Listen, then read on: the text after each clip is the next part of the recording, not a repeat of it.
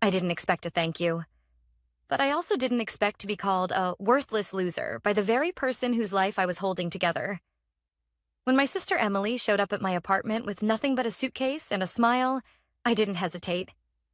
She was fresh out of high school, newly accepted into a well-known university in the city, and full of dreams she couldn't afford to chase alone. Our parents had helped as much as they could, but they didn't have the means. So I stepped in. At the time, I was juggling 2 jobs, waitressing during the day and stocking shelves overnight, barely making enough to keep up with rent, student loans, and groceries. But Emily was my little sister. She was smart, driven, and genuinely excited about her future. So when she asked if she could live with me during school, just for a year, she'd said, I told her yes without hesitation. No rent, no bills. I even offered to help cover what her scholarships didn't. Books, supplies, meal plans, whatever she needed. At first, it felt good, like I was doing something meaningful. I told myself I was giving her the kind of start I wish someone had given me. Family supports family, right? The first few weeks were smooth enough. She was polite, grateful, even helpful around the apartment. She made us dinner once, told me about her professors, her classmates, her lectures. I liked hearing about it. I liked the idea that she might go farther than I had, that maybe I was helping her build something better. But slowly that gratitude faded. She stopped cleaning up after herself, started coming home later and later. Her bedroom became a disaster zone, and every morning the kitchen sink was filled with dishes I didn't use. I didn't complain. I told myself it was just her adjusting. But it started to wear on me. She began asking for more money. Small things at first.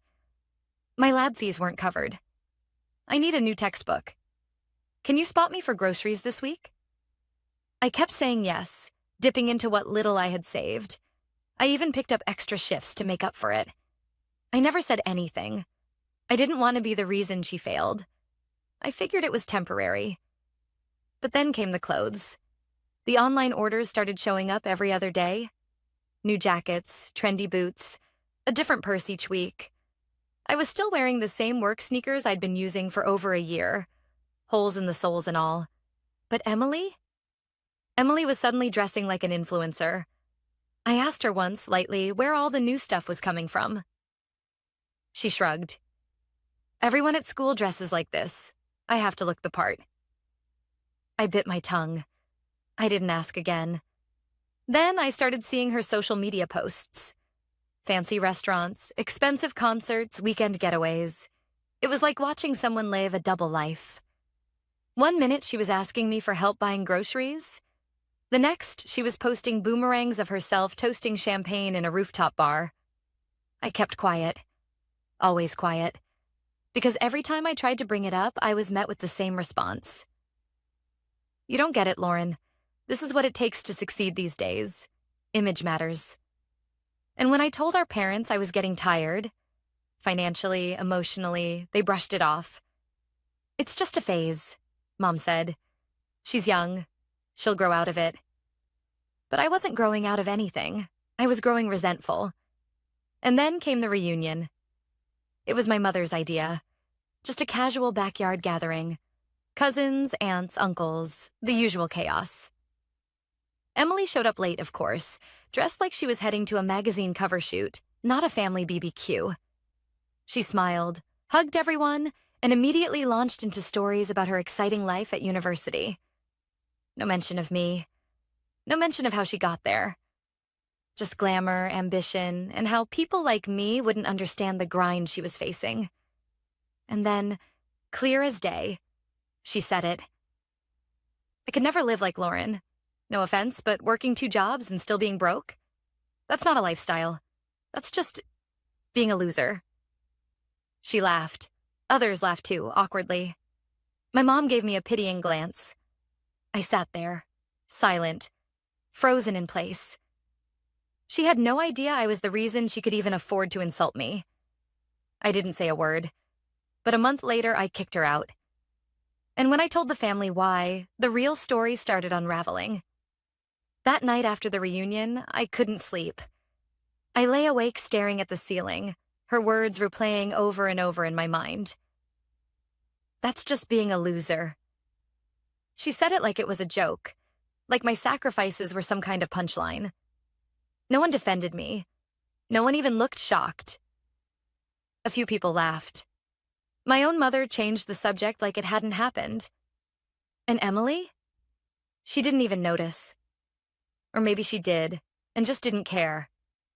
I didn't confront her. I didn't storm out. I didn't make a scene. But inside, something snapped.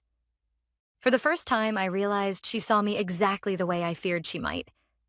Not as the person who made her life possible, but as someone beneath her. Disposable. Unimportant. All I'd ever done was help her. And now, all she saw was someone to mock. I got out of bed that night and sat in the kitchen, staring at the budget spreadsheet I'd been updating for years. Rent, utilities, groceries, transportation, tuition fees, textbooks, laptop repairs, phone bills. All in my name. All on my card. I started adding it up, line by line. What I had spent on Emily in the last year was almost enough for a down payment on a small home, or a used car, or my own continuing education. Instead, I had nothing.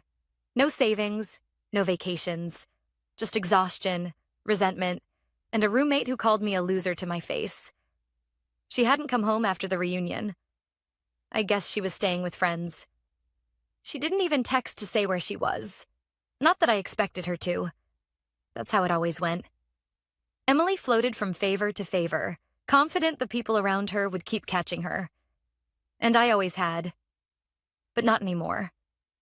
I didn't say anything right away. That would have been too easy. Too expected. I needed time.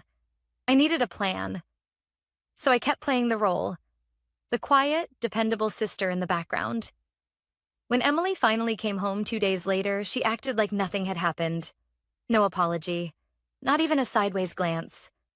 Just flopped on the couch with her phone and a smoothie, kicked off her shoes and asked if I'd paid the electric bill yet. I said yes. I always did. The next few weeks passed like a slow burn. Emily kept up her routine. Classes, parties, online shopping. Every now and then, she'd toss out a comment about how tired she was, how hard school was, how some people have it so easy because they don't have the pressure of success. That was her way of shading me, always with a smile. She started inviting friends over more often. Loud, careless people who left their trash in my living room and used my shampoo like it was a party favor.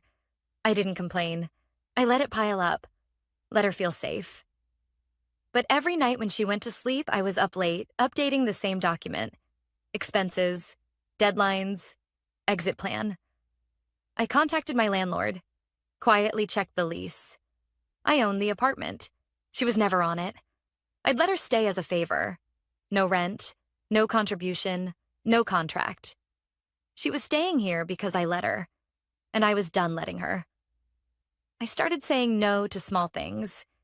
It began with little rejections. Sorry, can't cover your lunch this week. Or, you'll have to get your own laundry detergent.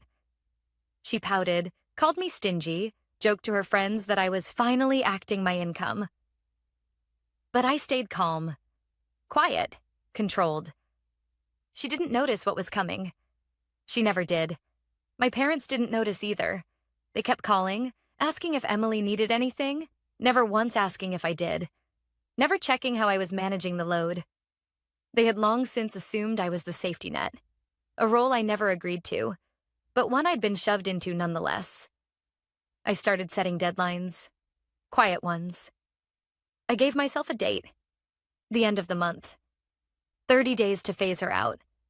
30 days to gather the receipts, the screenshots, the proof. Not because I needed it for her, but because I needed it for the family. For when the fallout came. Because I knew Emily wouldn't take it quietly. She'd twist it. She'd spin the story like she always did. And I wanted to be ready. The final straw came when she left a passive-aggressive note on the fridge, written in pink glitter pen, no less. It read, "Hey sis, we're out of almond milk again. Not sure what your contribution is around here anymore." I stared at it for a long time. That was the moment I knew. There was no saving this, no turning it around, no final conversation that would make her understand. Some lessons you don't teach with words, some lessons you teach by walking away. The first day of the final week started like any other. Emily was still asleep by the time I left for work. I passed her bedroom, door half open, clothes everywhere, music still faintly playing from a speaker on the floor, and I just shook my head. She didn't have class that day. She said she needed a mental reset after what she called a brutal week. I remembered her brutal week. It included 3 brunches, 1 beach trip, and a late-night study session that involved margaritas and a hookah bar. I never said anything anymore. There was no point. But that morning, I dropped off a letter with the building manager. A formal notice. Emily had exactly 7 days to move out. She wasn't on the lease, and I had confirmed every legal step I needed to take. I didn't want drama. I wanted clarity, boundaries, a clean exit from a situation that had drained me to the bone. That night, I made dinner. Spaghetti, garlic bread. I even lit a candle. It felt symbolic somehow, like the calm before a storm. Emily waltzed in around 9 p.m., dropping her bag on the floor and kicking off her boots like always. "Smells good," she said, peeking over my shoulder. "Did you make enough for 2?" I nodded. "Grab a plate." We sat at the table like strangers. She scrolled through her phone the whole time, giggling at something one of her friends posted. Halfway through the meal, I cleared my throat. "Hey, Em, we need to talk." She looked up briefly, chewing. That's never a good sign. I kept my voice steady. "I've given notice to the building. You need to move out by the end of the week." She blinked, then laughed. "What? Are you serious?" "Completely," I said. "You've had a year here, rent-free. I've paid for your education, your expenses, your lifestyle. It's time for you to stand on your own feet." Her face changed fast, from confusion to amusement to outright offense. "Wait, hold on. You're kicking me out?" "I'm asking you to grow up," I replied. "It's not personal, it's overdue." Emily pushed her chair back. "Wow. Just wow. You're unbelievable, Lauren. I knew you were uptight, but this is next level petty." I said nothing, just continued eating. She stood up. "You can't do this. I'm in school. I don't have anywhere else to go." "You have friends," I said calmly. "You have parents who apparently think you're the golden child. Ask them." She scoffed. "You're just jealous. That's what this is. You're bitter because I'm making something of myself and you're stuck here." I met her gaze.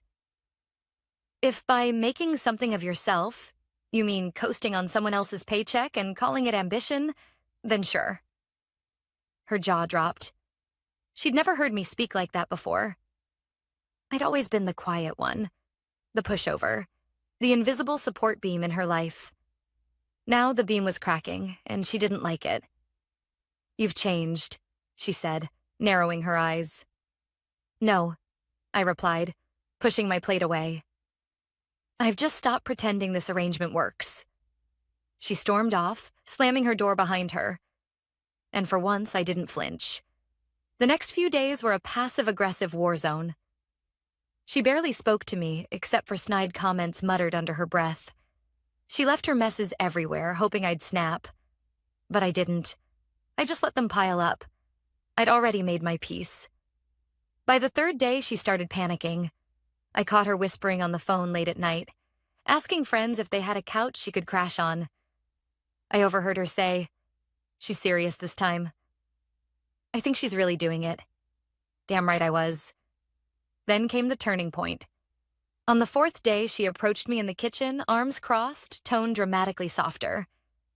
"Hey, can we talk?" I looked up, expression neutral. "Sure. I've been thinking, and maybe we got off on the wrong foot. I didn't mean to be disrespectful. It's just been a stressful semester. You know how it is." There it was. The guilt trip, the manipulation, wrapped in faux humility. "I understand," I said. nodding slowly. And I still expect you to leave by Friday. She flinched like I'd slapped her. Seriously? Dead serious. Her jaw tightened. You'll regret this? You're throwing away family. I looked her right in the eyes. Number, I'm reclaiming my peace. And with that, I walked away. I didn't raise my voice. I didn't lose control. I didn't have to. Because Emily had just started to realize something no one in our family had ever taught her. Actions have consequences. And this time, she was going to feel them. By Friday morning, Emily still hadn't packed a single box. She was acting like if she ignored the deadline long enough, it would just disappear. I woke up to the smell of her brewing coffee and the sound of her singing along to some pop song in the kitchen like it was any other day. The audacity would have shocked me if I hadn't already accepted who she really was. I didn't say anything. I just walked past her, grabbed my keys, and headed to work. I'd already spoken to the landlord and arranged for the locks to be changed that evening. I gave her more time than most people ever would. She had no lease, no right to be here. And I had every piece of paper I needed to protect myself. But still, I braced for chaos, and I didn't have to wait long. The first call came around noon. My mom. Of course. Lauren, what is going on? I just got off the phone with Emily. She's in tears. I took a deep breath and kept my voice level. She's being asked to leave. That's it. My mother gasped like I'd confessed to a crime. You're kicking your sister out of your home? She's still in school. She's 22, Mom. She's an adult. She's had a free ride for over a year. Rent-free, bill-free. I've paid for her textbooks, her groceries, even her Netflix. That's what family does, she snapped. We help each other. I've been helping, I said, my voice rising despite myself. I've only been helping. And what have I gotten in return? Insults? Entitlement? Public humiliation? At what point do I get to have a life too? There was a long pause. Then she said, You're overreacting. She didn't mean what she said at the reunion. She meant every word. She's your sister. I know. I hung up before I could say something I'd regret. An hour later, it was Dad. His approach was different. More guilt, less anger. Lord, don't you think this is all a bit harsh? She's just a kid. She's not a kid, I said firmly. And I'm not her parent. I've sacrificed years of my life for her. I was working 2 jobs so she could go out for bottomless mimosas. And what did she call me? A worthless loser. In front of the entire family. He sighed. She's under pressure. You know how it is with school and social media and... I cut him off. No, Dad. I don't know. Because I never got a break. I didn't get to live off someone else while figuring out who I was.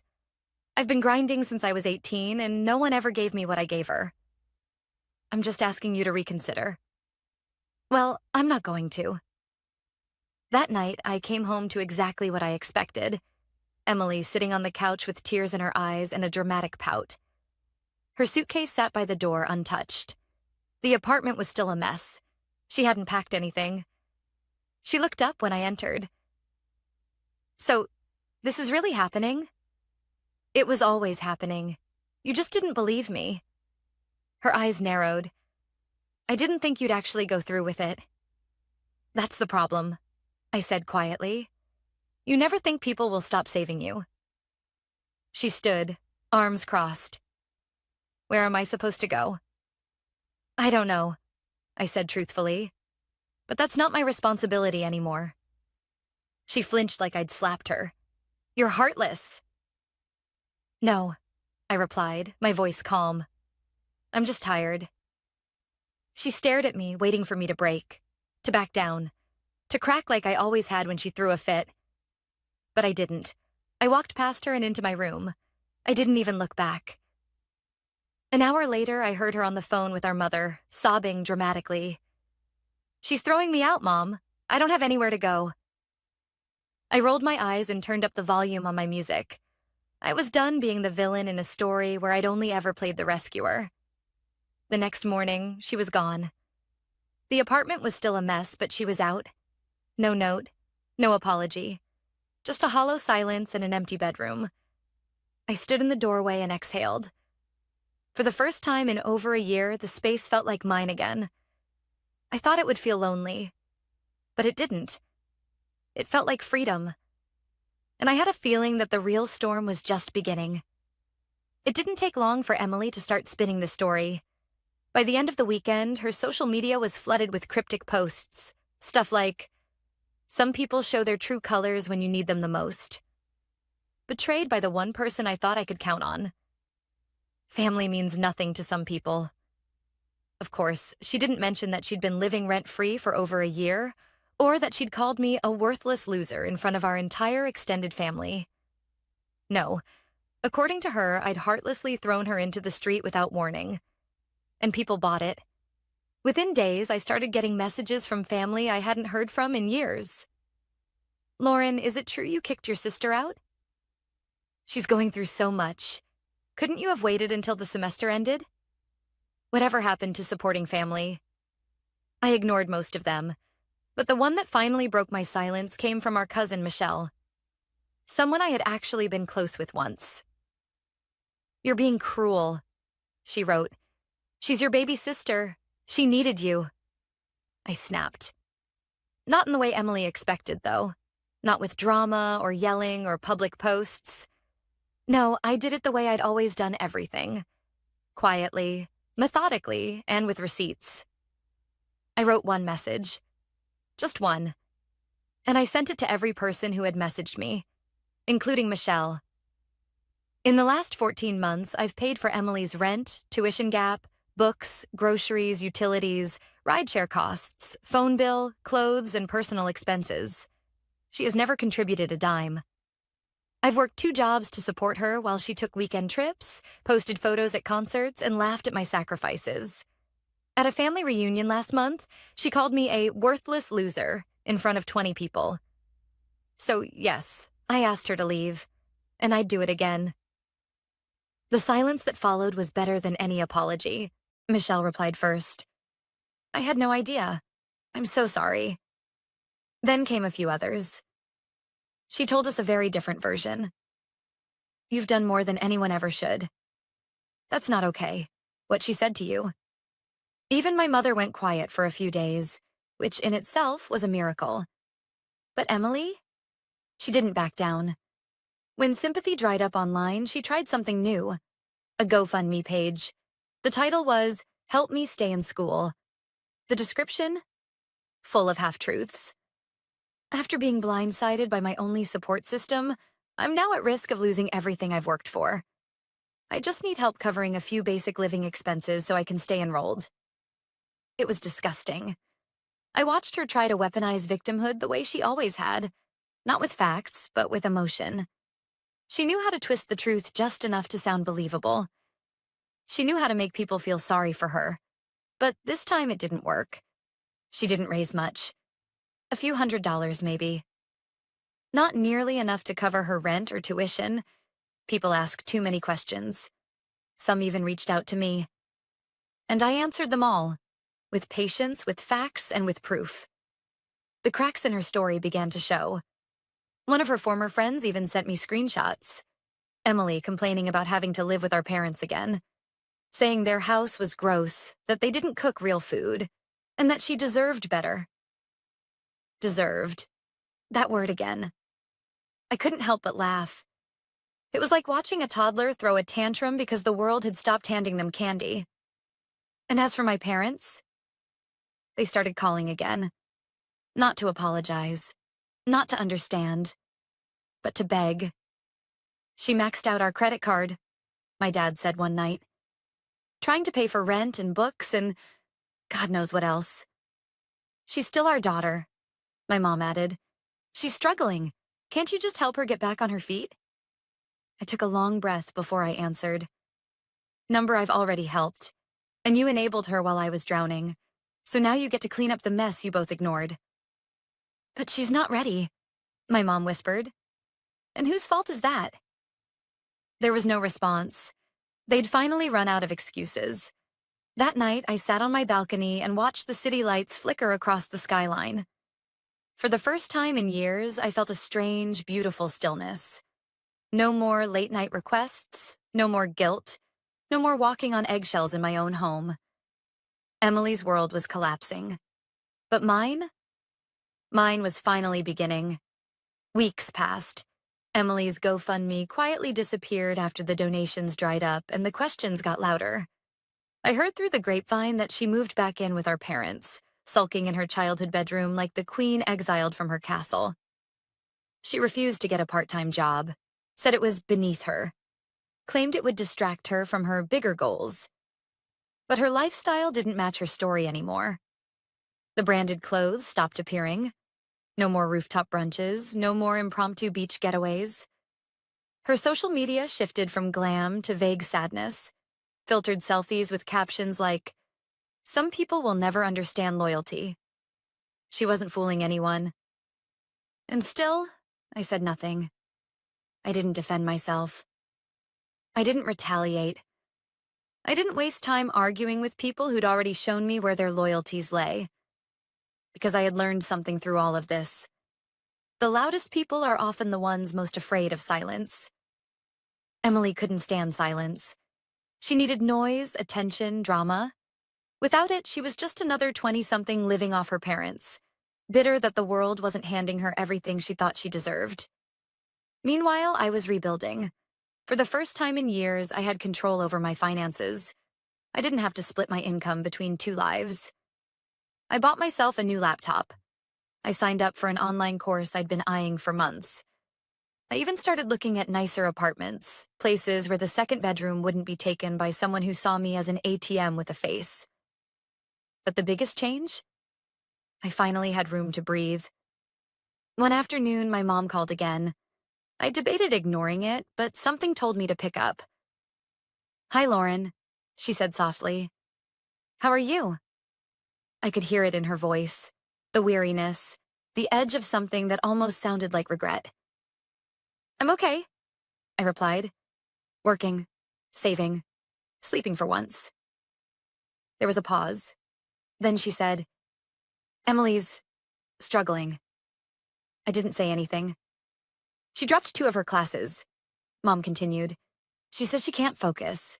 She says everything feels hard without the support she used to have." I almost laughed, but stopped myself. Because for the first time, I didn't feel anger. I felt pity. "She didn't lose support," I said. "She lost access." "That's not the same. It is when you've never had to earn anything." My mother sighed. "I think she's learning. Slowly. I just hope it's not too late." That was the thing. Sometimes the lesson comes too late, and sometimes it doesn't come at all. "I hope so too," I said. "But either way, I'm done being her cushion." There was another long pause. Then, quietly, "I understand." It was the closest thing to an apology I was going to get, and surprisingly, it was enough. Later that week, I ran into one of Emily's old college friends at the grocery store. She recognized me instantly, but her tone was different, respectful, even careful. "I heard what happened," she said. "Emily told us one version, but it didn't add up. A few of us figured it out." "Figured what out?" She always acted like she was the one doing everything on her own, but it was obvious she wasn't. Designer clothes, Ubers everywhere, no job. Then after she moved out, she started complaining nonstop. She blamed you. The school, even the weather. Never herself. I nodded slowly. "That sounds about right." "She said you betrayed her, but honestly, it sounded like you just got tired of being used." I smiled. "Exactly." We said goodbye, and I left with a strange sense of closure, because in that moment I realized the truth didn't need to be shouted. It just needed to be lived, and I was living it. The final piece of the puzzle came a month later when I received an envelope in the mail. No return address, but I recognized the handwriting instantly. It was from Emily. Inside was a single page. No apology. Just a note that said, "I thought I could do this on my own. I was wrong. I don't expect you to forgive me, but I wanted you to know that I see it now. All of it. No excuses, no manipulation, just acknowledgement. I folded the letter and put it away in a drawer. I didn't reach out. I didn't reply. Because forgiveness isn't always about reconnecting. Sometimes it's about releasing the weight you've carried for far too long. I wasn't bitter anymore. I wasn't angry. I was free. And for the first time, I knew something with absolute certainty. I had done the right thing.